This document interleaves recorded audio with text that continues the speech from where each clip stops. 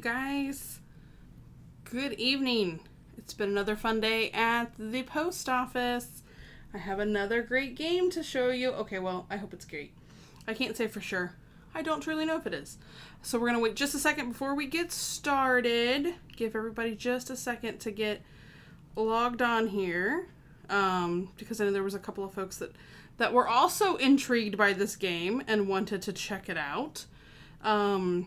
I am anybody that went to high school with me, so I graduated in the early 2000s, so I was about a freshman in high school about the time that the movie The Titanic came out. It was something I was always kind of interested in and grew to have quite a fascination with the historical aspect of but away from Hollywood and all that jazz. I was interested in the historical aspect of the Titanic, and I've seen the traveling exhibit multiple times. That's pretty cool if you ever get a chance to see it. I don't think it travels around near as much as it used to, so if you get a chance, I know there's one in like Gatlinburg and Branson, I think, is the other place. Somebody will correct me if I'm wrong.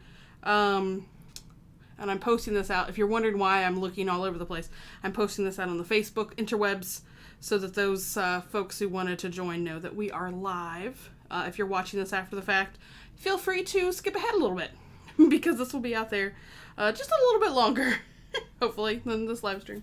But anyway, I was fascinated by the Titanic. I still have a very large collection of books on the wreck, on the ship. At one point in time, I could tell you probably like all of the tonnage, how much food they had. I was really into this thing. So when I saw this, I legit thought that it was fake. I thought there's no way they got the IP for that, especially the movie stuff, but they did. This is designed by Daryl Andrews, whose name might sound a little familiar to you.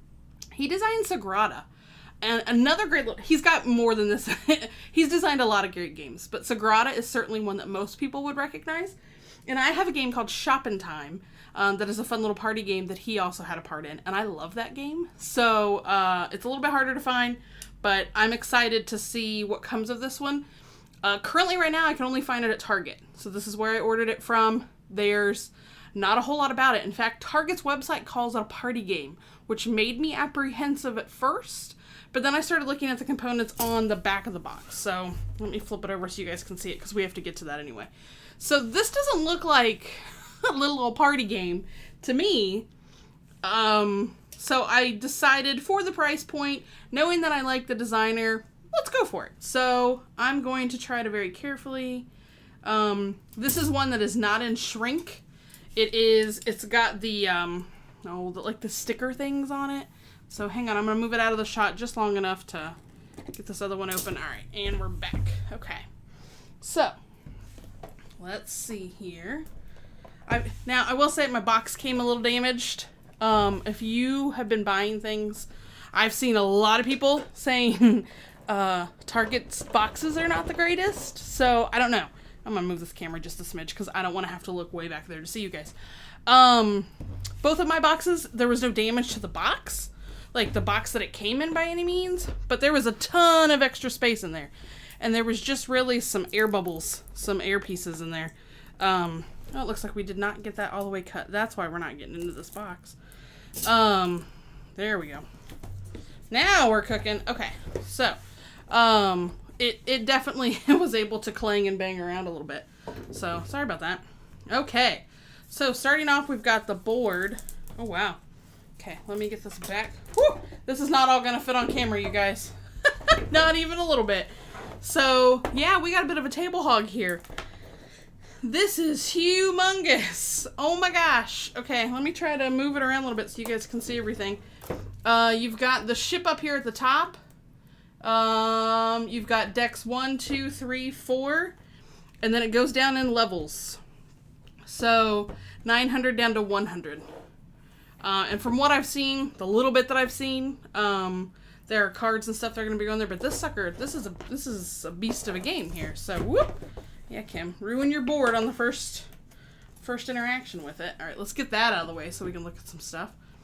We've got, oh wow, pretty simple directions here That's not going to mess with my head at all. These open this way. Oh, that's fun. That's not confusing at all, you guys. Okay, and then, yeah. So, looks like a pretty, overall, in-depth rule book here. Like I said, it opens a little backwards, but that's okay. So, lots to look at. Like I said, I haven't seen anything on this game, so I don't necessarily know how it plays yet, so we're going to have to look into that. You will definitely be seeing a playthrough or some kind of thoughts or something on this game as soon as we get a chance to play it. These are just the little standy pieces, or the little bases for the standy pieces. I did see that there are standees in this game. You've got meeples, gray meeples, red meeples, blue. Oh no, these are fun little, sorry, I live in a noisy town. Green meeples. And I believe these are, from what I understand, these are what you take actions on.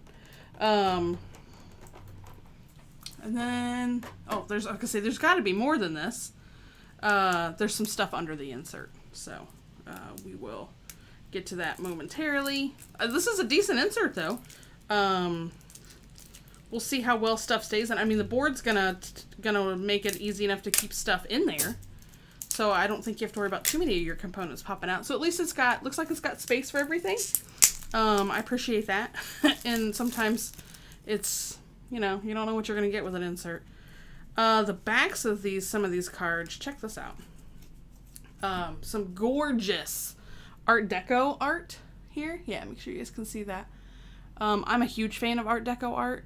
It's very fitting for the time period of when the Titanic, maybe a little old, or maybe a little newer, but there was a lot of Art Deco style stuff around that time.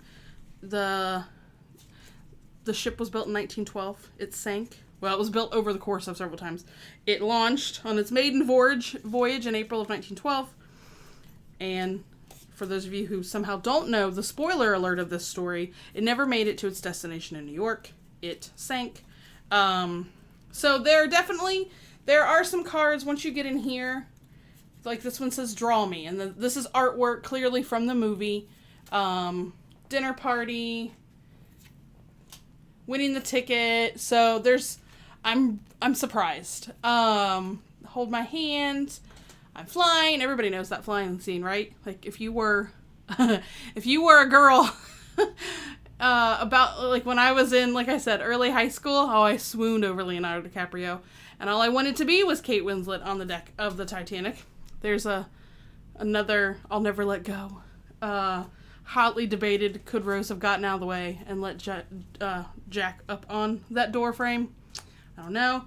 So I find it interesting that they used a lot of shots, like all of this art is from the movie.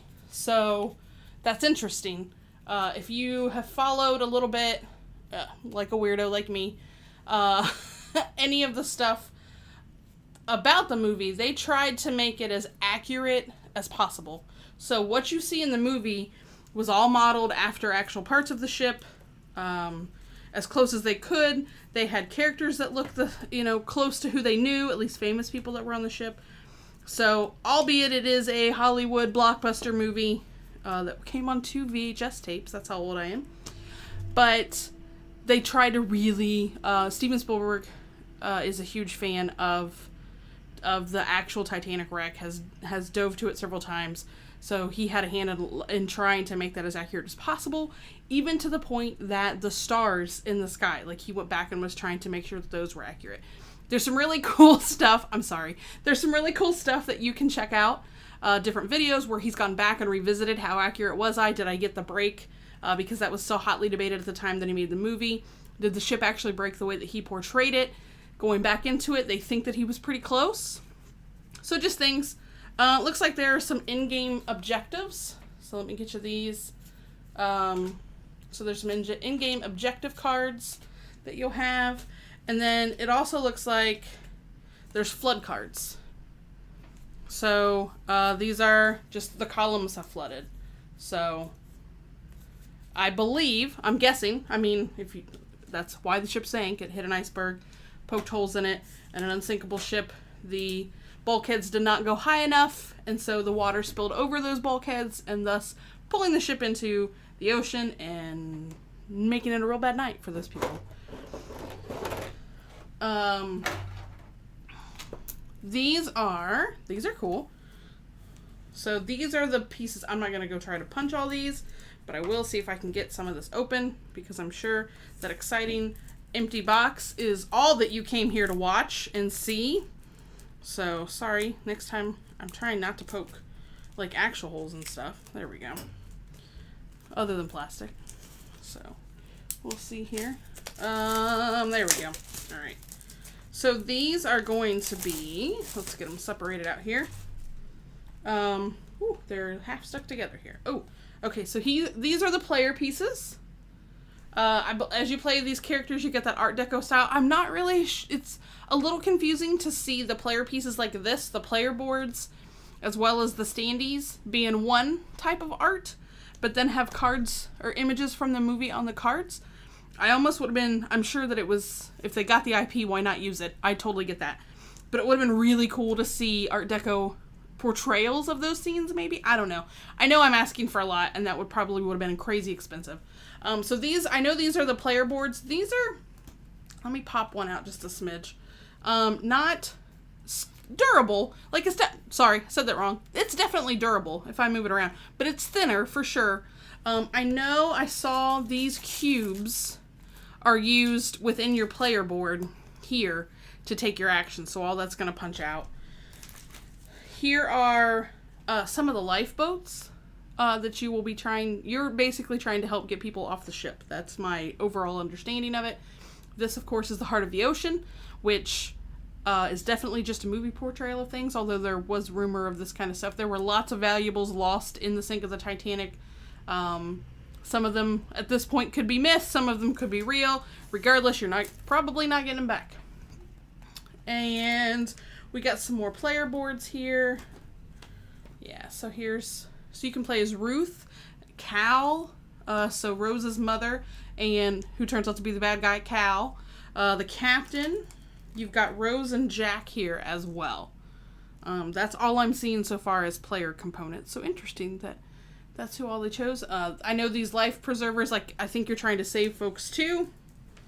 Here we go. Okay, now, so this is the backside that looks like the outside of the ship as well as the ocean. And then when you turn them over, they are locations. So like I said, it definitely looks like there's a lot more going on to this game than its description on Target that says that it's a party game. There's definitely more stuff here than what you would find in a party game.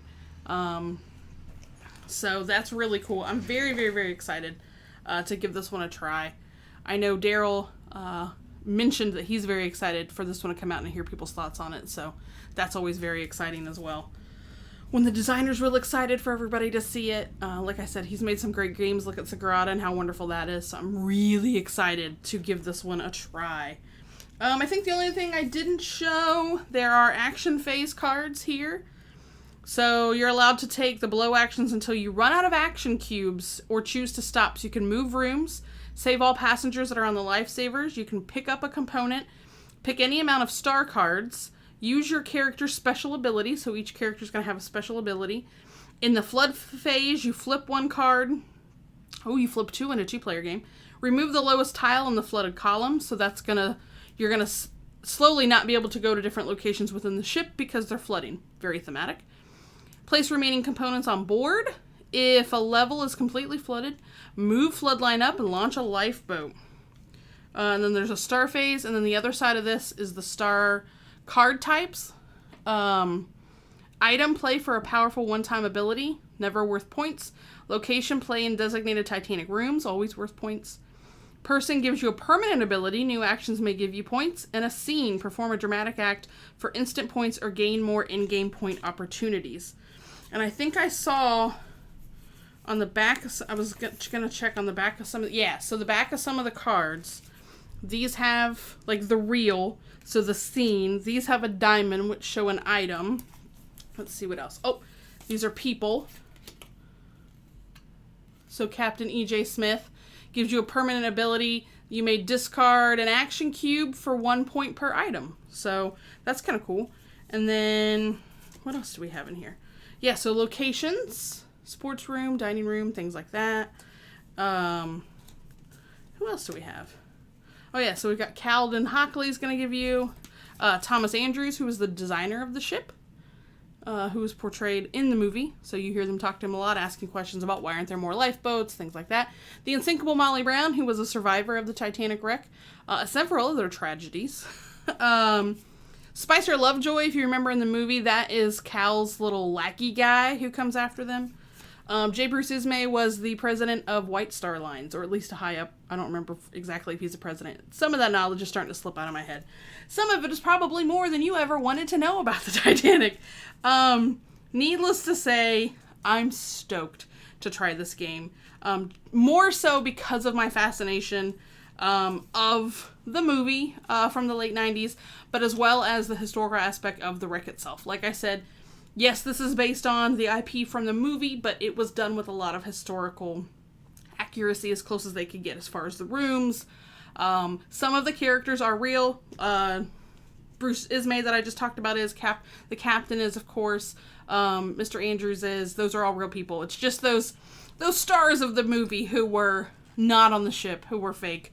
Molly Brown was also on there. Anyway, that's a whole other show if we want to talk about Titanic stuff from now until forever. If anybody wants to do that, by all means, hit me up in the comments or send me a direct message. I can talk Titanic all day long. This just sort of brings up the excitement that I used to have for the game. Not the game, just for the history of it. And just how fascinating that was, and what a tragedy that it was that, over 1,500 people died because somebody didn't listen to ice warning. I mean, it was a very preventable type thing. But anyway, that's a subject for another day. Oh yeah, I do mean James Cameron. I said Steven Spielberg earlier. I know he had a hand in it. I'm sorry, it was James Cameron. Somebody who's a fan of the movie should know better than that. And shame on me. You can haunt me about it later. With that, kids, that'll do it for this unboxing. These are kind of fun, so I'll continue to hit you guys up as I get more fun stuff in the mail, and I will let you know as soon as we have an opportunity to play this one and let you know our thoughts. Until then, keep gaming. We'll see you next time.